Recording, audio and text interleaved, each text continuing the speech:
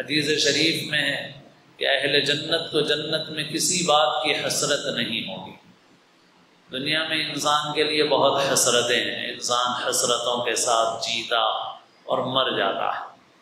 غالب کہتے ہیں کہ ہزاروں خواہشیں ایسی کہ ہر خواہش پہ دم نکلے، بہت نکلے میرے ارماں لیکن پھر بھی کم نکلے۔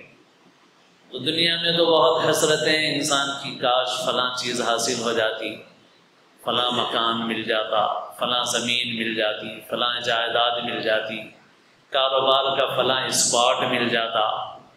ہمارے ہاتھ سے وہ ملگی چھوٹ گئی، وہ مکان چھوٹ گیا، وہ پلاٹ چھوٹ گیا، وہ زمین چھوٹ گئی، وہ چانس ہمارے ہاتھ سے نکل گیا۔ بہت حسرتیں، مرنے تک حسرتیں۔ ارے وہ لے لیتے تو بڑا اچھا رہتا تھا، آج اتنی ویلو ہو گئی اس کی۔ ارے وہ بیچ کے بڑا غلط کیا، اتنے میں بیچ دیا تھا، آج اتنے کروڑ کا ہو گیا۔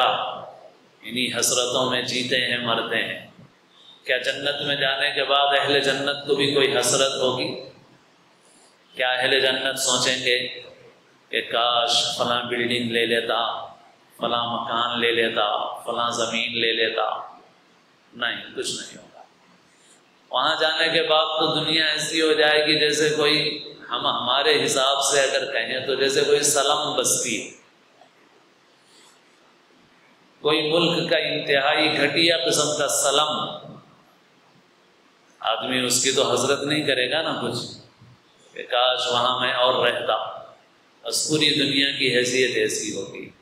یہ دنیا جس کے اندر یہ عالی شان عمارتیں ہیں، یہ شان و شوکت، یہ رونقیں ہیں، یہ ایک سلم سے بھی بدتر ہوگی جنتی کی نظر میں۔ جنتی کی نظر میں اس کی حیثیت ایک سلم کی بھی نہیں ہوگی۔ وہاں جا کے کوئی حسرت نہیں ہوگی کاش فلاں مکان لے لیتا، ارے وہ تو سلم کا مکان تھا، فلاں بلڈنگ لے لیتا، فلاں زمین لے لیتا، ارے وہ تو کچرے کا ڈھیر تھا۔ لیکن وہاں اگر جنت میں کسی چیز کی حسرت ہوگی تو فرمایا کہ صرف اس وقت کی حسرت ہوگی جو بغیر اللہ کی یاد کے گزر گیا، اللہ کی اطاعت کے بغیر گزر گیا۔ یہ زندگی نوٹ چھاپنے کی مشین ہے۔ کون سا نوٹ؟ وہ نوٹ جو آخرت میں چلنے والا ہے۔ اگر کسی کو ڈالر چھاپنے کی مشین مل جائے تو بھوکا فاقا رہ کر رات بھر جاگ کر ڈالر چھاپتا رہے گا کہ بھائی ڈالر چھاپنے کی مجھے مشین مل گئی ہے۔ تو یہ زندگی بھی نیکیوں کا نوٹ چھاپنے کی مشین ہے۔ تو جو وقت نیکی کمائے بغیر گزر گیا، بس اس پر حسرت ہوگی، اس پر افسوس ہوگا، کاش کہ فلاں نیکی کر لیتے، فلاں نیک کام کر لیتے۔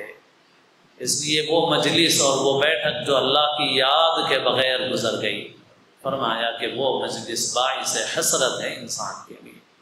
اس لیے جس مجلس میں بیٹھو اس میں اللہ کی یاد کرو، زبان سے بھی اللہ کا ذکر اور دل سے بھی اللہ کا ذکر اور عمل سے اللہ کی اطاعت اور فرما برداری، یہ ہے پورا ذکر۔